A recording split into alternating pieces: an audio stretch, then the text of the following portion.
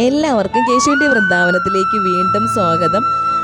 അപ്പോൾ കൊച്ചുമക്കളുള്ള എല്ലാ അമ്മമാർക്കും അറിയാമെന്നല്ല, അവർ അഭിമുഖീകരിച്ചുകൊണ്ടിരിക്കുന്ന ഒരു പ്രശ്നമാണ് ഈ ഭക്ഷണം കഴിപ്പിക്കണമെന്നുള്ളത് പിള്ളേരെ. അത് നമ്മുടെ മുന്നിലുള്ള ഒരു വലിയ ടാസ്കും കൂടെയാണ്. അപ്പം നമ്മൾ കാക്കയെ കാണിച്ച് പൂച്ചയെ കാണിച്ച് അങ്ങനെ പലതും കാണിച്ചൊക്കെ ആയിരിക്കും ആഹാരം കൊടുക്കുന്നത്. അപ്പോൾ ഞാൻ എന്ത് ചെയ്യുമെന്ന് പറഞ്ഞാൽ അതിൽ തന്നെ ഓരോ ഷേപ്പ് ഉണ്ടാക്കിയിട്ട് കേശുവിന് കൊടുക്കും. പിന്നെ നമുക്ക് ഒത്തിരി കഥയും കൂടെ മെനഞ്ഞെടുക്കാൻ കഴിവുള്ളവരാണെങ്കിൽ അത് വെച്ചിട്ടൊരു കഥയും കൂടെ അങ്ങ് ഉണ്ടാക്കി പറഞ്ഞാൽ മതി.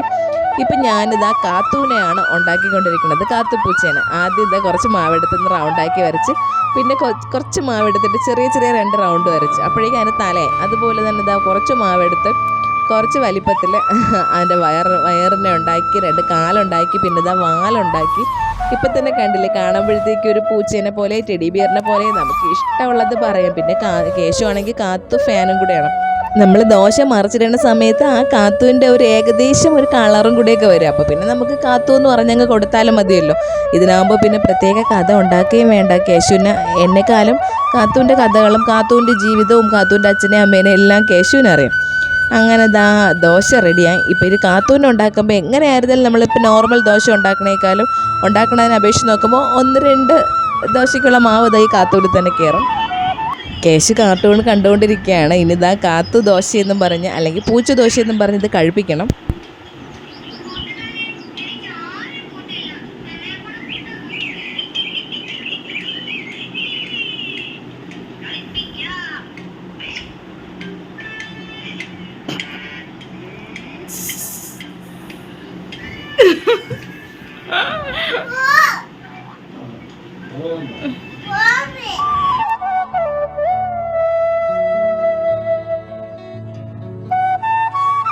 അപ്പോൾ ഇനി ദോശയും ആഹാരമൊക്കെ കഴിക്കാനായിട്ട് മടിയുള്ള മക്കളാണെങ്കിൽ ഇതുപോലുള്ള സൂത്രങ്ങളൊക്കെ അങ്ങ് പരീക്ഷിച്ചാൽ മതി. പ്രത്യേകിച്ച് നമ്മൾ ദോശയിൽ പൂച്ചേനെയൊക്കെ ഉണ്ടാക്കിയിട്ട് പിന്നെ അത് കാത്തുവാണെന്നും കൂടെ പറയുമ്പോഴേക്ക് എപ്പോഴവർ കഴിച്ചെന്ന് പറഞ്ഞാൽ മതി. അത്രയ്ക്ക് പിള്ളേരെല്ലാം അഡിക്റ്റ് ആണല്ലോ ഇപ്പോൾ കാത്തുവിൽ. അപ്പോൾ കേശുവിന് ആഹാരം കൊടുത്തു കഴിയുമ്പോൾ എൻ്റെ ഒരു വലിയ ജോലി കഴിഞ്ഞതുപോലെയാണ്. ഇനി അത് കഴിഞ്ഞിട്ട് നമ്മൾ അംഗം വീണ്ടും ഇവിടെ തുടങ്ങാൻ പോണതേ ഉള്ളൂ. അപ്പോൾ കോവയ്ക്ക് വെച്ചിട്ട് മെഴുക്കുവരട്ടി ഉണ്ടാക്കാനായിട്ട് പോണതാണ്. ഞാൻ എപ്പോഴും പറയും, നമ്മൾ അധികം മലക്കറി അങ്ങനെ വാങ്ങിക്കൂല എന്ന് പറയണില്ല, പക്ഷേ മാക്സിമം വാങ്ങിക്കാതിരിക്കാനായിട്ട് ശ്രമിക്കും. അപ്പോൾ ഈ കോവയ്ക്കൊക്കെ നമ്മൾ വീട്ടിൽ നിന്ന് പറിച്ചതാണ്. അപ്പോൾ കോവയ്ക്ക പറിക്കണതും എടുക്കണതൊക്കെ കുറേ വീഡിയോയിൽ കാണിച്ചിട്ടുള്ളതുകൊണ്ട് ഇപ്പം ഞാൻ അതൊന്നും കാണിക്കണില്ല. അപ്പോൾ കോവയ്ക്ക വെച്ചിട്ട് മെഴുക്കുവരട്ടി ഉണ്ടാക്കാൻ പോണതാണ്. പിന്നെ കേശുവിന് ദോശ കൊടുത്തത് പഞ്ചസാരയൊക്കെ വെച്ചിട്ടാണ്, അതാണ് കൂടുതൽ ഇഷ്ടം. അപ്പം നമ്മളിനി ഗ്രീൻ പീസ് കറി വെക്കാനായിട്ട് പോണതേ ഉള്ളൂ. മോൻ ആഹാരമൊക്കെ കൊടുത്തങ്ങ് ഒതുക്കിയാൽ പിന്നെ ഭയങ്കര സമാധാനമല്ലേ. അപ്പോൾ ഒരു സ്ഥലത്ത് ചോറായിക്കൊണ്ടിരിക്കുകയാണ്, പിന്നെ ഗ്രീൻ പീസ് കറി ആയിക്കൊണ്ടിരിക്കുകയാണ്. ഉച്ചത്തേക്കുള്ളത് രാവിലത്തേക്കുള്ളത് എല്ലാം കൂടെ ഒറ്റ ട്രിപ്പിനങ്ങ് കഴിഞ്ഞാൽ പിന്നെ ഭയങ്കര സമാധാനമാണ്. ഒരു 9 മണി ആകുമ്പോഴേക്കും നമ്മുടെ ജോലികൾ ഫുൾ അങ്ങ് തീരും. പിന്നെ നമുക്ക് ബാക്കി സമയം ഒരുപാട് വേറെ ഇഷ്ടംപോലെ കാര്യങ്ങൾ കിടക്കുകയില്ലേ.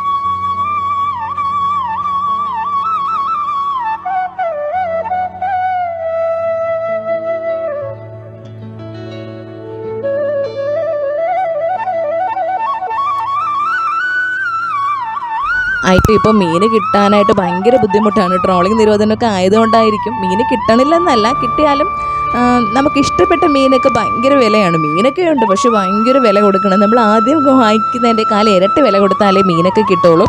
അപ്പം നമുക്കിന്ന് കാരൽ മീനാണ് കിട്ടിയത്. നമ്മുടെ ഈ നാട്ടിൽ കാരലെന്നാണ് പറയണത്. പിന്നെ ഇത് തലേദിവസത്തെ മീനാണ്. തലേദിവസത്തെ മീൻ ഇങ്ങനെ ചട്ടി കരിച്ച് കഴിക്കണം, അതാണ് ഭയങ്കര ടേസ്റ്റാണ്. എപ്പോഴും നമ്മൾ മീൻ അന്ന് വെച്ചിട്ട് അന്ന് കഴിക്കണേക്കാൾ തലേദിവസം വെച്ചിട്ട് പിറ്റേന്ന് കഴിക്കുമ്പോൾ ഒരു പ്രത്യേക ടേസ്റ്റാണ്. നമ്മൾ എന്ത് ചെയ്യുന്നത് വെച്ചാൽ മീൻകറി അങ്ങനെ എടുത്ത് ഫ്രിഡ്ജ് വെക്കാറില്ല. രാത്രി ഒന്ന് തിളപ്പിച്ച് വീണ്ടും നന്നായിട്ട് തിളപ്പിച്ചങ്ങ് വയ്ക്കും. പിറ്റേന്ന് രാവിലെ ഒന്നും കൂടെ അതിനെ എന്നങ്ങ് തിളപ്പിക്കും. അപ്പോൾ ഉള്ള ആ ഒരു ടേസ്റ്റ് ഉണ്ടല്ലോ, അയ്യോ അതൊരു അപാര ടേസ്റ്റാണ്. പിന്നെ ഗ്രീൻ പീസ് കറി ഇപ്പോഴും ഇവിടെ റെഡി ആയിക്കൊണ്ടിരിക്കണതേ ഉള്ളൂ. അപ്പം നമുക്കിത് സത്യത്തിൽ ഇതെല്ലാം രാവിലത്തെ കാര്യങ്ങളാണ്. അപ്പം നമ്മൾ മീൻ കിട്ടി അല്ലെങ്കിൽ അങ്ങനെ ഇങ്ങനെയൊക്കെ ഇത് സമയം ഉച്ചയാണെന്ന് വിചാരിക്കരുത്. ഒരു 7:30 മണി സമയത്ത് നടക്കുന്ന കാര്യങ്ങളാണ് ഇതെല്ലാം. അപ്പം നമ്മുടെ ഗ്രീൻ പീസ് കറിയും റെഡിയായി.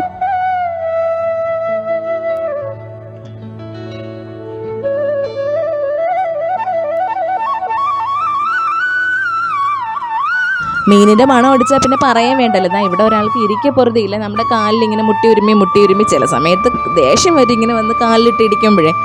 അപ്പോൾ അത് അതിനുള്ള ആഹാരം കിട്ടണത് വരെ നമ്മളെ ഇങ്ങനെ ശല്യം ചെയ്തുകൊണ്ടിരിക്കും. ചില സമയം കൊടുക്കാനായിട്ട് ഭയങ്കര മടിയാണ്. കാരണം കൊടുത്തിട്ട് അവിടെ കടിച്ചിട്ടിട്ടൊക്കെ പോകും. ചില സമയം പാവം തോന്നും, ഫുള്ളങ്ങ് കഴിച്ചിട്ട് പോവുകയും ചെയ്യും. ഇന്നെന്തായാലും ആശാട്ടി ഫുള്ള് കഴിച്ചിട്ടാണ് പോയത്.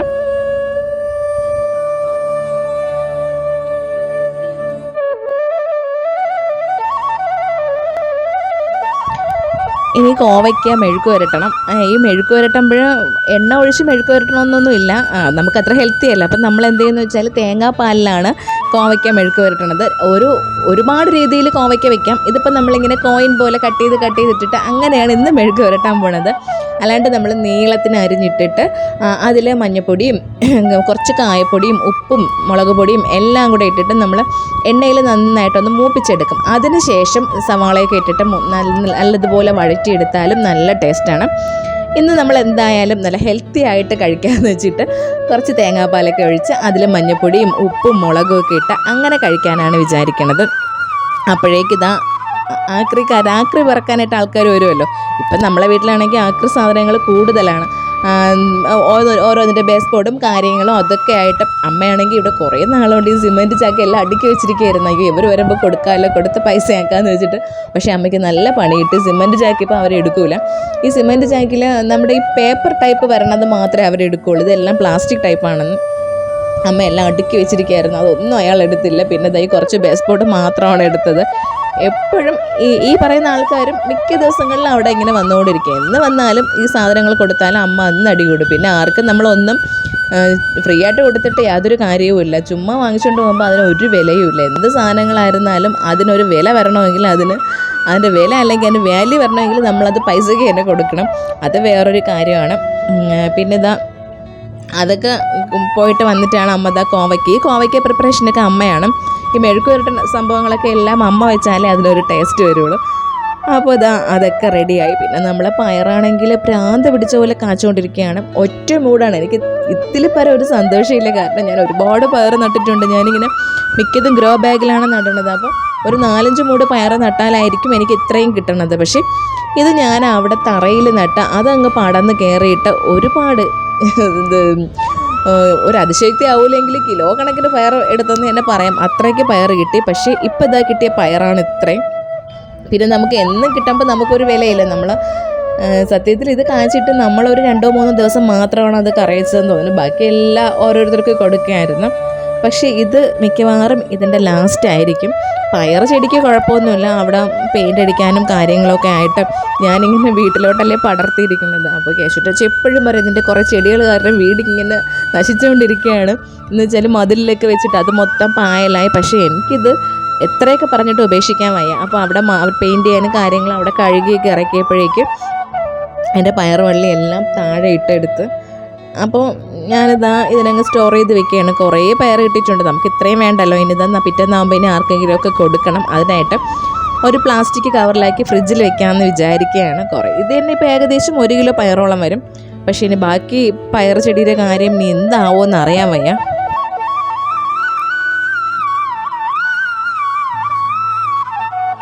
സത്യം പറഞ്ഞാൽ നമ്മൾ ഇതിനെയൊക്കെ ഒന്ന് മനസ്സറിഞ്ഞ് സ്നേഹിച്ചാലുണ്ടല്ലോ അത് നമ്മളെ ഇതേപോലെ മനസ്സറിഞ്ഞ് ഇങ്ങനെ സന്തോഷിപ്പിച്ചുകൊണ്ടിരിക്കും. എന്നെ അടുത്ത് സന്തോഷിപ്പിച്ചുകൊണ്ടിരിക്കുന്നത് ഇനി ഇവരാണ്. ഞാൻ കുറച്ച് മുന്നേ നട്ട കത്തിരിക്കയല്ല വഴുതനങ്ങയാണ്. പച്ചയും ഒരു വയലറ്റ് കളറും വഴുതനങ്ങ നട്ടതാണ്. അതൊക്കെ ഇപ്പോൾ കാച്ച് തുടങ്ങിയിട്ടേ ഉള്ളൂ. പച്ച വഴുതനങ്ങ 1-2 എണ്ണം മുന്നേ കിട്ടിയിട്ടുണ്ട്. ഇപ്പോൾ വയലറ്റും കാച്ചു തുടങ്ങി. ഇപ്പോൾ ഈ വീട് പണിയും കാര്യങ്ങളൊക്കെ ആയതുകൊണ്ട് സത്യത്തിൽ എനിക്ക് ഇവരത്രയ്ക്ക് അങ്ങോട്ട് ശ്രദ്ധിക്കാനായിട്ട് പറ്റണില്ല. അതുകൊണ്ടാണ് അത് എന്നെ സന്തോഷിപ്പിക്കൽ കുറച്ചത്. അല്ലെങ്കിൽ ഇപ്പോൾ നിറയെ കാച്ചണ ഇതെല്ലാം. അപ്പോൾ അമ്മ അതിനെയും മെഴുക്ക് പുരട്ടാനല്ല ഒരു കറി പോലെ വെക്കാനായിട്ട് കട്ട് ചെയ്ത് വെള്ളത്തിലിട്ടിട്ടുണ്ട്. പിന്നെ നമ്മൾ ഈ കത്തിരിക്കയും വഴുതനങ്ങയും കായും ഒക്കെ കട്ട് ചെയ്ത് വെള്ളത്തിൽ തന്നെ ഇടണമല്ലോ. അല്ലെങ്കിൽ അതിൻ്റെ ഒരു എന്ത് പറയാനായിട്ടൊന്ന് ഒരു കറച്ചെവ് പോലെയും ഒരു കറുപ്പ് കളറൊക്കെ ആവുമല്ലോ. അപ്പോൾ ഇനി ആ ജോലി നടക്കുകയാണ്. കാറിൽ കിട്ടിയാൽ ഇങ്ങനെ നമ്മൾ വറ്റിച്ച് തന്നെ വെക്കും. മാങ്ങയും കൂടെ ഇട്ട് കാറിൽ വറ്റിക്കണം. അതിൻ്റെ ഒരു ടേസ്റ്റ് പിന്നെ പറയാനേ പറ്റില്ല. അപ്പോൾ മാങ്ങ ഇല്ലാത്തതുകൊണ്ട് അല്ലാത്ത രീതിയിൽ കാറിൽ വറ്റിക്കാമെന്ന് വിചാരിച്ച് ഇനി ഇത്രയും എണ്ണ എന്ന് വിചാരിക്കേണ്ട. എല്ലാത്തിലത്തേക്കും കടുവറക്കണതാണ്. രണ്ട് ഐറ്റം മീൻ കിട്ടി. കാറിൽ മാത്രമല്ല കേട്ടോ, പിന്നെ നമുക്ക് കൊഴിയാളയും കൂടെ കിട്ടി. അപ്പോൾ കാറിൽ വറ്റിച്ച് വെച്ച് കൊഴിയാള അല്ലാതെ കറിയായിട്ട് വെച്ച് അപ്പോൾ ആ ജോലികൾ നടന്നുകൊണ്ടിരിക്കുന്നപ്പോഴാണ് ഇദ്ദേഹം വന്നത്. അപ്പോൾ മിക്ക മാസങ്ങളിൽ ഇപ്പോൾ 2 മാസമായി പുള്ളിക്കാരൻ വന്നിട്ട്, അല്ലെങ്കിൽ എല്ലാ മാസവും വരും. അപ്പോൾ ഞാൻ എല്ലാ മാസവും അവനെ നോക്കിയിരിക്കും എൻ്റെ പിച്ചാത്തി രാവാനായിട്ട്. അപ്പോൾ അവൻ വന്നാൽ വന്ന് വിളിക്കുകയും ചെയ്യും.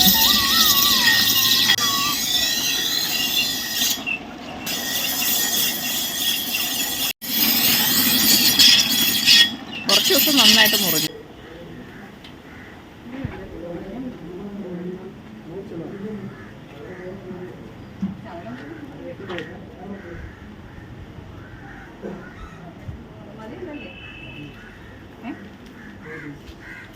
ഇതും കൂടെ ചേർത്ത് നോക്കിയോ? പിന്നെ സ്ഥിരം കസ്റ്റമറാണ് ഞാൻ, സ്ഥിരം കസ്റ്റമറാണ്. അതും കൂടെ നീ ആലോചിച്ചോണം. ഇത് പിന്നെ നമ്മുടെ ഒരു ശീലമാണല്ലോ. അവരിനി എത്ര കുറച്ച് പറഞ്ഞാലും കുറച്ചും കൂടെ അവരെ കൊണ്ട് നമ്മൾ പറഞ്ഞ് കുറപ്പിക്കുമ്പോഴേക്കും നമുക്ക് എന്തോ ഭയങ്കര ഒരു സാറ്റിസ്ഫാക്ഷനാണ്, ഒരു യുദ്ധം ജയിച്ചൊരു പ്രതീതിയാണ് നമുക്ക് വരണത്. അപ്പോൾ നമ്മുടെ വീട് പണി അങ്ങനെ തകൃതിയായിട്ട് നടന്നുകൊണ്ടിരിക്കുകയാണ്. ടൈലിൻ്റെ പണി ഏകദേശമായി, ഇനി സൈഡൊക്കെ ഒട്ടിക്കാനുണ്ട്.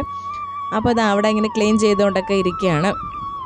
സത്യം പറഞ്ഞാൽ വീടിപ്പോൾ ഒരു തൊഴുത്തെന്ന്, ഇപ്പോൾ വീടെന്ന് നമ്മളെ വീടിനെ പറയാൻ പറ്റില്ല, തൊഴുത്തെന്നേ പറയാൻ പറ്റും. മൊത്തം പൊടിയും കാര്യങ്ങളും, എന്നും പൊടിയുടെ അലർജിയും അസുഖവും എല്ലാം തന്നെ ഇപ്പോൾ. അങ്ങനെ നമ്മൾ സിറ്റ് ഔട്ടിലും നമ്മുടെ റൂമിലും ബാത്റൂമിലും എല്ലായിടവും ടൈലിൻ്റെ പണിയൊക്കെ കഴിഞ്ഞ്. അപ്പോൾ ഇതാ പൊടി ഞാൻ കാണിച്ചു തരാം. എന്താ സൈഡിലൊക്കെ ഇരിക്കുന്ന ഫോട്ടോകളാണ്, അതിലൊക്കെ ഇരിക്കുന്ന പൊടിയും സിമൻറ്റും ഒക്കെ കണ്ടില്ലേ. അപ്പോൾ ഇതാണ് അവസ്ഥ. അങ്ങനെ അമ്മ എപ്പോഴും മുകളിൽ കയറാറില്ല, അമ്മയ്ക്ക് കയറാനായിട്ട് കുറച്ച് ബുദ്ധിമുട്ടാണ്. അപ്പോൾ എപ്പോഴെങ്കിലുമൊക്കെയാണ് നമ്മൾ പിടിച്ച് മുകളിൽ കൊണ്ട് കയറ്റണത്. അങ്ങനെ അമ്മ മുകളൊക്കെ ടൈലൊക്കെ ഇട്ടതൊക്കെ കണ്ടിട്ട് വീണ്ടും അമ്മ തേങ്ങാപ്പാലിൽ തന്നെയാണ് ഇതും വെക്കാൻ പോണത്. ഇത് എങ്ങനെയാണെന്ന് വെച്ചാൽ നമ്മൾ തേങ്ങാപ്പാലിൽ നല്ല ഉപ്പും തേങ്ങാപ്പാലും മഞ്ഞൾപ്പൊടിയും കൂടെ ഇട്ടിട്ട് നല്ലതുപോലെ വേവിക്കും. വേവിച്ചതിന് ശേഷം ഇതിൽ നമ്മൾ മുളക് പൊടിയും കുറച്ച് കുരുമുളക് പൊടിയൊക്കെ ഇട്ടെടുക്കും. നല്ല ടേസ്റ്റാണ്. അപ്പം ഞാൻ കുറച്ച് ദിവസം, 2-3 ദിവസമായി നമ്മുടെ നെല്ലിക്ക ഉണ്ടല്ലോ, കാട്ടു നെല്ലിക്ക എന്നാണ് നമ്മൾ പറയണത്, അത് വാങ്ങിച്ച് വെച്ചിരിക്കുകയായിരുന്നു ഉപ്പിലിടാനായിട്ട്. അച്ചാറിട്ടാലും ടേസ്റ്റാണ്, ഉപ്പിലിട്ടാലും അതിനപ്പുറം ടേസ്റ്റാണ്. അപ്പോൾ ഇത് നമ്മുടെ എരിമുളക് ഉണ്ടല്ലോ, നമ്മൾ ഉടങ്കൊല്ലി മുളക് എന്നൊക്കെ പറയും, നല്ല മണമുള്ള മുളക് അങ്ങനെയൊക്കെ പറയുന്ന സംഭവമില്ലേ, ആ മുളകിൽ നെല്ലിക്ക ഉപ്പിലിടണം. അപ്പോൾ കിട്ടണം ആ ഒരു എരിവും ഉപ്പും ഭയങ്കര ടേസ്റ്റാണ്.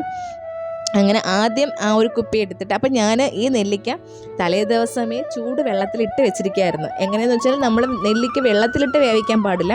അങ്ങനെയാണെങ്കിൽ കുറച്ച് ദിവസം കഴിയുമ്പോഴേക്കും നെല്ലിക്ക ഫുള്ള് അങ്ങ് അഴുകി പോകും പോലെ പോകും. നമ്മൾ വെള്ളം നന്നായിട്ട്, ഉപ്പിട്ട വെള്ളം നന്നായിട്ട് തിളപ്പിച്ചിട്ട് അതിൽ നെല്ലിക്ക ആ വെള്ളത്തിൽ തിളപ്പിച്ചിറക്കിയ വെള്ളത്തിലേക്ക് നെല്ലിക്ക ഇട്ട് കൊടുക്കും. അങ്ങനെ ഞാൻ തലേ ദിവസം അങ്ങനെ ഇട്ട് വെച്ചിരുന്നതാണ്. പിറ്റേന്ന് ആ ഒരു കുപ്പി എടുത്തിട്ട് കുപ്പിക്ക് താഴെയായിട്ട് ആ നല്ല എരിയുള്ള ആ മുളക് ഒരെണ്ണം കട്ട് ചെയ്തിട്ട് ഉപ്പും കൂടെ ഇട്ടിട്ട് നെല്ലിക്ക വാരിയിട്ട് അതിന് ശേഷം വെള്ളം ഒഴിച്ച് അതിൻ്റെ മുകളിലായിട്ടും കുറച്ച് ഉപ്പും ആ മുളക് വീണ്ടും കൂടെ കട്ട് ചെയ്തിട്ടിട്ടുണ്ട്. ഒരു 2-2.5 മുളകെങ്കിലും ഞാൻ ഇട്ടിട്ടുണ്ട്. അത്രയൊന്നും വേണ്ട, കാരണം ഭയങ്കര എരിയുള്ള മുളകാണ്. എന്നിട്ട് മൊത്തത്തിൽ ഒന്ന്, പിന്നെ കുറച്ച് കറിവേപ്പിലയും കൂടി ഇട്ടിട്ടുണ്ട്. കറിവേപ്പിലയും കൂടി ഇട്ടുമ്പോൾ നല്ല മണമാണ്. മൊത്തത്തിലൊന്ന് കുലുക്കിതാ വെച്ചാൽ നമ്മൾ 2 ദിവസം കഴിയുമ്പോഴേക്കും നല്ല ഉപ്പ് പിടിച്ചിരിക്കും. പക്ഷേ ഇത് 2 ദിവസം ഇരിക്കുമെന്നൊന്നും അറിയില്ല. കാണുമ്പോൾ എനിക്ക് അടുക്കളയിൽ കയറുമ്പോൾ ഇത് കാണുമ്പോൾ ഞാൻ അങ്ങെടുത്ത് കഴിക്കും.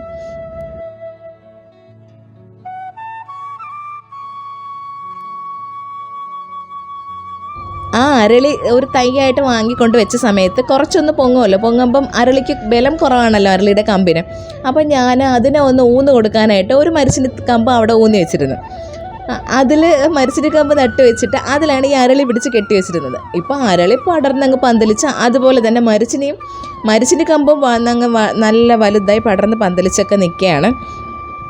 അപ്പോൾ അമ്മ പറഞ്ഞ് ചിലപ്പോൾ നമുക്ക് എന്തായാലും ആ മരിച്ചിനെ ഒന്ന് പുഴുതു നോക്കാം, അതിൻ്റെ മൂട്ടിൽ നന്നായിട്ട് കിഴങ്ങ് മരിച്ചിന് ഇറങ്ങിയിട്ടുണ്ടായിരിക്കും എന്നൊക്കെ പറഞ്ഞ് ഞങ്ങളത് ആവേശത്തോടെ വന്ന് മരിച്ചിന് പുഴുതു നോക്കിയപ്പോൾ ഒന്നുമില്ല. ഭയങ്കര സന്തോഷത്തിൽ വന്നതാണ്. ഇന്നത്തേക്കെങ്കിൽ ഈ മരിച്ചിനെയും കൂടെ ആവുമല്ലോ എന്ന് പറഞ്ഞ് വന്നതാണ്. സത്യത്തിൽ മരിച്ചിന് എത്ര മാസം കൊണ്ട് അതിൻ്റെ പുഴുകാൻ പറ്റുമെന്നോ എത്ര മാസം കൊണ്ട് അതിലിങ്ങനെ കിഴങ്ങിറങ്ങുമെന്നോ ഒന്നും എനിക്ക് അറിഞ്ഞൂടാ. നമ്മുടെ വീട്ടിലൊക്കെ ഇതേപോലെ മുമ്പൊക്കെ ഒരുപാട് മരിച്ചിനെ നട്ടിട്ടുണ്ട്. പക്ഷേ ഇപ്പോഴതിൻ്റെ കാര്യങ്ങളൊന്നും അറിയില്ല. പണ്ടൊക്കെ നമ്മൾ അതിനെപ്പറ്റി വലുതായിട്ട് ശ്രദ്ധിക്കാറുമില്ലല്ലോ. അമ്മയ്ക്കും ഈ മരിച്ചിനായിട്ടുള്ള ബന്ധം കുറവാണ്. എൻ്റെ അമ്മയ്ക്കാണെങ്കിൽ കാര്യങ്ങളൊക്കെ അറിയാമായിരുന്നു. എങ്ങനെയൊക്കെ പോയാലും കുറച്ച് സമയം വേസ്റ്റായി എന്ന് മാത്രമേ ഉള്ളൂ. അപ്പോൾ എന്തായാലും മരിച്ചിനെയും കിട്ടിയില്ല. അപ്പം ഞാൻ വിചാരിച്ചു ആ ഒരു സൈഡങ്ങ് കുറച്ചങ്ങ് ക്ലീൻ ആക്കാമെന്ന് വിചാരിച്ചു. കാരണം ഒരു ശംഖുപുഷ്പം അവിടെ നട്ടിട്ടുണ്ടേ. ആ ശംഖുപുഷ്പം എന്തിലൊക്കെ പടർന്ന് കയറാമോ ഒരു നാണവും ഇല്ലാതെ എല്ലാത്തിലും പടർന്ന് കയറും. എത്രത്തോളം ഇറക്കി വിടാൻ നോക്കിയാലും വീണ്ടും വീണ്ടും അങ്ങ് പടർന്ന് കയറിക്കൊണ്ടേ ഇരിക്കും. അപ്പോൾ എൻ്റെ അരളീനെ ഫുള്ളായിട്ട് അതിങ്ങനെ ചുറ്റി വരിഞ്ഞ് വെച്ചിരിക്കുകയാണ്. സമയം കിട്ടാത്തതുകൊണ്ടാണ് ഞാൻ കുറച്ച് ദിവസം കൊണ്ട് അതിനെ അങ്ങോട്ട് മൈൻഡ് ചെയ്യാത്തത്. അല്ലെങ്കിൽ ഞാൻ ഇങ്ങനെ വെട്ടി ബുഷിയാക്കിയായിരുന്നു വെച്ചിരുന്നത്. ഇപ്പം മൊത്തത്തിൽ പടർന്ന് കയറി ഇങ്ങനെ പൂത്തൊലഞ്ഞ് കിടക്കുകയാണ്. പിന്നെ ഈ ബ്ലൂ ടീ ഇടാനായിട്ട് നമുക്ക് എന്തായാലും ശംഖുപുഷ്പം വേണം. പിന്നെ ഇതാ തൊട്ടടുത്തായിട്ട് ഹിബിസ്കസ് ടീ ഇടാനായിട്ട് ചെമ്പരത്തി നിൽപ്പുണ്ട്. പിന്നെ അരളിയെ മാത്രം ഒരു രക്ഷയുമില്ല. അരളി നമ്മൾ ഇത്രയും പ്രഷ്യസ് ആയിട്ടും ഭയങ്കര സംഭവമായിട്ടൊക്കെ നമ്മൾ നട്ടിരിക്കണം എന്നുണ്ടെങ്കിലും അരളിക്ക് നല്ല വിഷമാണ്. അരളിയുടെ പൂവ് മക്കളായാൽ പോലും അറിയാണ്ട് പോലും നമ്മൾ കഴിക്കാൻ പാടില്ല.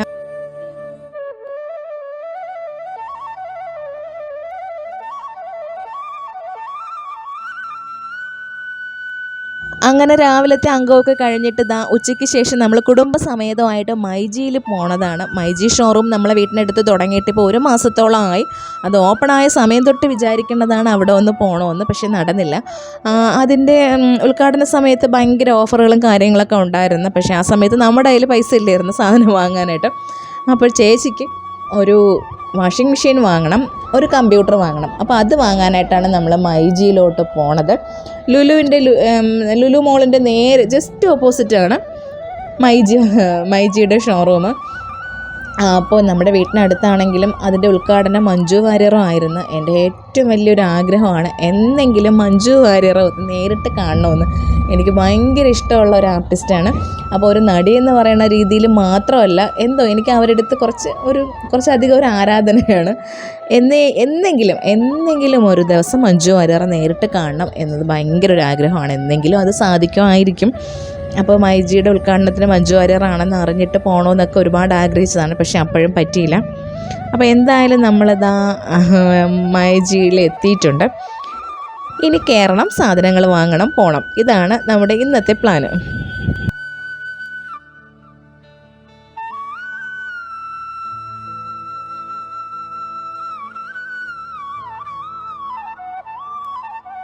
അപ്പോൾ കമ്പ്യൂട്ടർ വാഷിംഗ് മെഷീൻ എടുക്കാനാണ് പോയതെങ്കിലും കമ്പ്യൂട്ടർ നമ്മളെ ബഡ്ജറ്റിൽ നിൽക്കാത്തതുകൊണ്ട് കമ്പ്യൂട്ടറിൻ്റെ കാര്യമേ വിട്ട് പിന്നെ നമ്മൾ വാഷിംഗ് മെഷീനിലോട്ടാണ് നോക്കിയത്.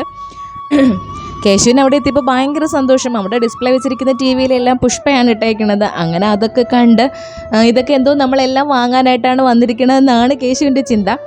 അങ്ങനെ ഇതാ ടി വിയിൽ ഇത്രയും വലിയ ടി വിയോ എന്നൊക്കെ ഓരോ ടി വി കാണുമ്പോൾ മോനിങ്ങനെ പറയുന്നുണ്ട്.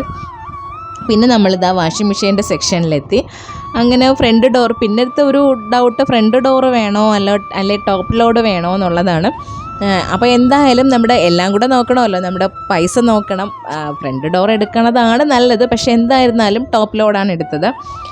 പിന്നെ ഈ ഫ്രണ്ട് ലോഡും ടോപ്പ് ലോഡും തമ്മിലുള്ള വ്യത്യാസം എനിക്ക് ഇന്നേ വരെ അറിയില്ലായിരുന്നു. ഇപ്പോഴാണ് എനിക്ക് മനസ്സിലായത്. ഫ്രണ്ട് ഡോറിലാണെന്നുണ്ടെങ്കിൽ നമ്മൾ തുണി കഴുകുമ്പോഴേക്കും നമ്മൾ കല്ലിലൊക്കെ ഇട്ട് അടിച്ചിട്ട് കഴുകണ ആ ഒരു എഫക്റ്റ് കിട്ടും. അല്ല ടോപ്പ് ലോഡിലാണെങ്കിൽ അങ്ങനെയല്ല, നമ്മൾ ബക്കറ്റ് വാഷാണ് കിട്ടണതെന്ന്. അത് സത്യം പറഞ്ഞാൽ എനിക്ക് അറിയില്ലായിരുന്നു. അറിയാത്ത കാര്യങ്ങൾ നമ്മൾ അറിഞ്ഞുകൂടാ എന്ന് എന്നെ പറയണമല്ലോ. അതെനിക്ക് ഇന്നാണ് മനസ്സിലായത്. നമ്മുടെ വീട്ടിലിരിക്കുന്നത് ടോപ്പ് ലോഡാണ്. ഭയങ്കര ബുദ്ധിമുട്ടാണ് അഴുക്ക് പോകാനായിട്ട്. എങ്ങനെയൊക്കെ നോക്കിയാലും കുറച്ചൊക്കെ അഴുക്കെല്ലാം അതിൽ പറ്റിപ്പിടിച്ചിരിക്കും. പിന്നെ നമ്മൾ ഷർട്ടിൻ്റെ കോളറിലൊക്കെ അഴുക്കുണ്ടെങ്കിൽ പിന്നെ അത് പറയേ വേണ്ട, നല്ല ബുദ്ധിമുട്ടാണ് അത് പോവാനായിട്ട്. അപ്പോൾ ഇതാണ് അതിൻ്റെ വ്യത്യാസം എന്നുള്ളത് എനിക്കറിയില്ലായിരുന്നു.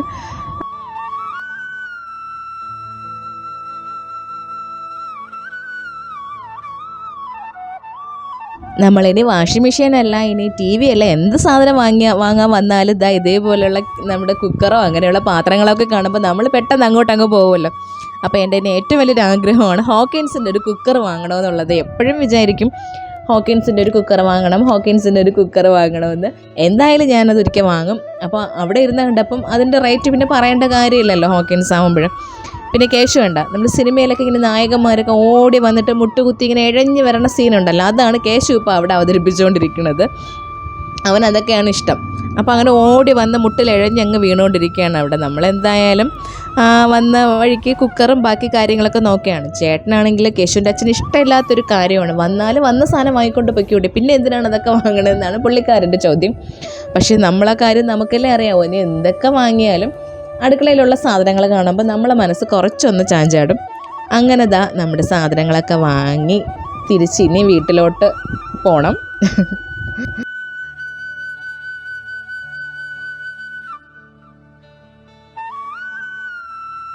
നാടൻ കറിവേപ്പില എവിടെ കിട്ടിയാലും വിടൂല. അപ്പോൾ അങ്ങനെ കുറേ നാടൻ കറിവേപ്പില കിട്ടിയിട്ടുണ്ട്. അമ്മ അതെല്ലാം ഇളക്കിയെടുത്ത് ടിന്നിലാക്കി ഫ്രിഡ്ജിൽ സ്റ്റോർ ചെയ്തുകൊണ്ടിരിക്കുകയാണ്. അപ്പോൾ ഇങ്ങനെ ആകുമ്പോൾ കുറേ നാൾ നിൽക്കുമല്ലോ. പിന്നെ ഏറ്റവും കൂടുതൽ വിഷം കറിവേപ്പിലയിലും പച്ചമുളകിലൊക്കെ ആണെന്ന് ഞാൻ കേട്ടിട്ടുണ്ട്. അപ്പോൾ അതുകൊണ്ട് ഇങ്ങനെയുള്ള സംഭവങ്ങൾ എപ്പോൾ കിട്ടിയാലും എവിടെ നിന്ന് കറിവേപ്പില കിട്ടിയാലും അപ്പോഴും ഞാൻ വാങ്ങിയിരിക്കും.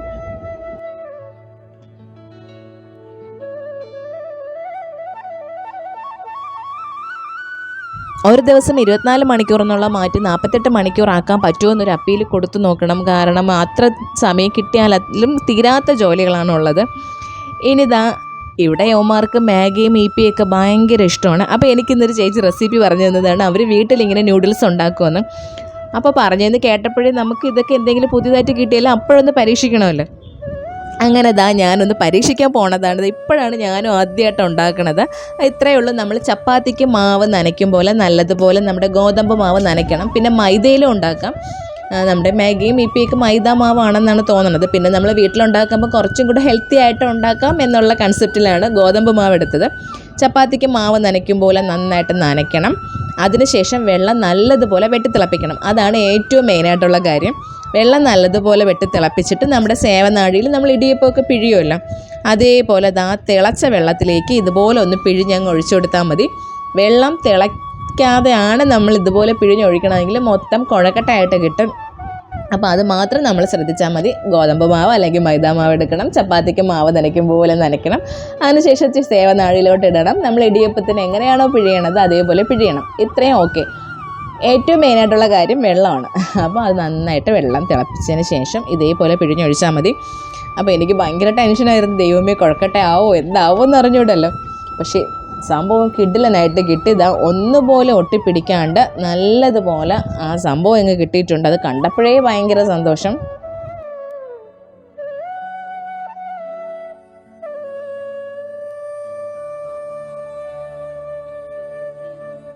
പിന്നെ ഇത് പിഴിഞ്ഞൊഴിച്ചിട്ട് ഒരുപാട് സമയമൊന്നും വേണ്ട. ഒരു 2-3 സെക്കൻഡ് കൊണ്ട് തന്നെ നന്നായിട്ട് വെന്തും കിട്ടും.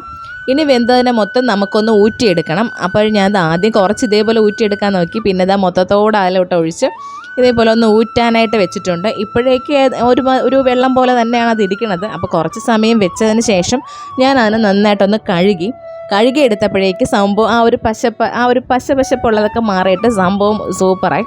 ഇനി അതിലോട്ടുള്ള സംഭവങ്ങൾ ബാക്കി ഇൻഗ്രീഡിയൻറ്റും കൂടെ തയ്യാറാക്കാം. അപ്പോൾ ഇന്ന് ക്യാരറ്റ് ഉണ്ടായിരുന്നു. ക്യാരറ്റ് ഉണ്ടെങ്കിൽ എടുത്താൽ മതി.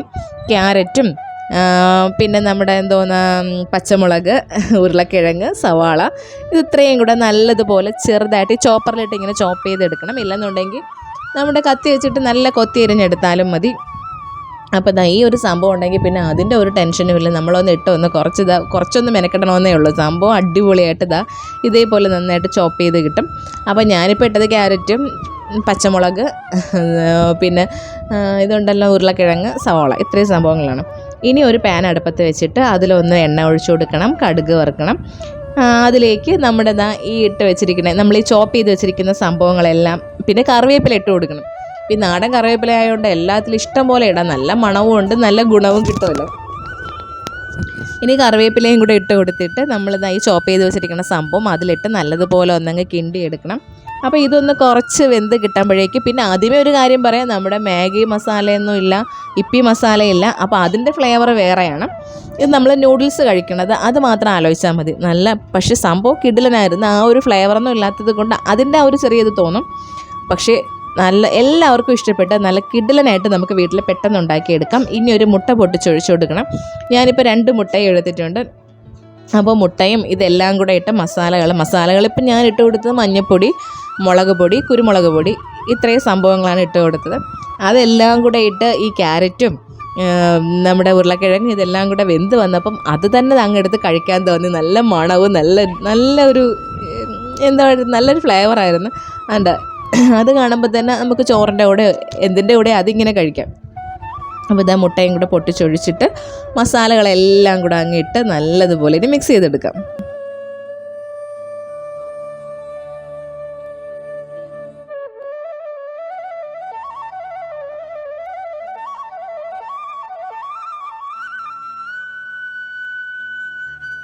അങ്ങനെ നമ്മുടെ മസാലക്കൂട്ടും ബാക്കി ഇൻഗ്രീഡിയൻറ്റും എല്ലാം റെഡി ആയിട്ടുണ്ട്. ഇനി അതിലോട്ട് നമ്മളിത് ഊറ്റാനായിട്ട് ഞാൻ ഊറ്റി വെച്ചിട്ട് അതിനൊന്ന് കഴുകിയും കൂടെ വെച്ചിട്ടുണ്ട്. അതിൽ വെച്ചൊന്ന് പൈപ്പ് തുറന്നിട്ട് ഒന്നങ്ങ് ഊറ്റിയെടുത്താൽ മതി. അപ്പോൾ കുറച്ചും കൂടെ നല്ല ഇതായിട്ട് കിട്ടും. എന്നിട്ട് വീണ്ടും അതിന് ഇതേപോലെ വെള്ളം വാർന്നെടുക്കണം. അതിനുശേഷം ഇതിലേക്ക് ഒന്ന് നല്ലതുപോലെ ഇളക്കിയെടുത്താൽ മതി. ഇനി നമ്മൾ ഫ്ലെയിം ഓഫ് ചെയ്തിട്ട് ചെയ്താൽ മതി, ഇല്ലെങ്കിൽ ചിലപ്പോൾ അടിക്ക് പിടിക്കും. അപ്പോഴിതാ നല്ല അടിപൊളിയായിട്ടുള്ള നമ്മുടെ നൂഡിൽസ് റെഡി ആയിട്ടുണ്ട്. അപ്പം നമുക്ക് ഇതേപോലെ മാഗിയും ഇപ്പിയൊന്നും വാങ്ങിക്കാതെ ഇതേപോലെ തന്നെ പിള്ളേർക്ക് ഉണ്ടാക്കി കൊടുക്കാം. അപ്പം നമുക്ക് കുറച്ചും കൂടെ സമാധാനമായിട്ട് ഉണ്ടാക്കി കൊടുക്കാമല്ലോ. അപ്പോൾ അത് അവന്മാർക്കൊക്കെ ഭയങ്കരമായിട്ട് ഇഷ്ടപ്പെട്ട്, ഈ അവന്മാരെയൊക്കെ വായുന്ന ഒരു നല്ല അഭിപ്രായം കിട്ടാനായിട്ട് ഭയങ്കര പാടാണ്. എന്തായാലും രണ്ടാൾക്ക് നല്ല ഇഷ്ടപ്പെട്ടു. പക്ഷേ കേശു ഉറങ്ങിപ്പോയി. മോൻ ഉച്ചയ്ക്ക് ഉറങ്ങാത്തത് കൊണ്ട് അവൻ ഒരു 7 മണി കഴിഞ്ഞപ്പോഴേക്കും മോൻ ഉറങ്ങി. അപ്പോൾ കേശുവിന് കൊടുക്കാൻ പറ്റിയില്ല. ഇനി നാളെ കേശുവിന് ഉണ്ടാക്കി കൊടുക്കണം ഇത്. പിന്നെ നമ്മൾ മൈദാമാവിൽ ഉണ്ടാക്കിയാൽ കുറച്ചും കൂടി ടേസ്റ്റ് കൂടുതലായിരിക്കും. അപ്പോൾ ഇനി ഒരു ദിവസം മൈദാമാവിലും കൂടെ ഇത് ഉണ്ടാക്കി നോക്കണം. അപ്പോൾ ഇന്നത്തെ വീഡിയോ ഇത്രയേ ഉള്ളൂ. വീഡിയോ ഇഷ്ടമായാൽ ലൈക്ക് ചെയ്യുക, ഇഷ്ടമായില്ലെങ്കിൽ ഡിസ്ലൈക്ക് ചെയ്യുക. നിങ്ങൾ കാണുന്നത് FBയിലാണെങ്കിൽ എൻ്റെ പേജ് ഒന്ന് ഫോളോ ചെയ്യണം, അല്ല യൂട്യൂബിലാണെങ്കിൽ എൻ്റെ ചാനലൊന്ന് സബ്സ്ക്രൈബ് ചെയ്യാനായിട്ട് മറക്കരുത്. പുതിയ വിശേഷങ്ങളുമായിട്ട് നമുക്ക് വീണ്ടും കാണാം.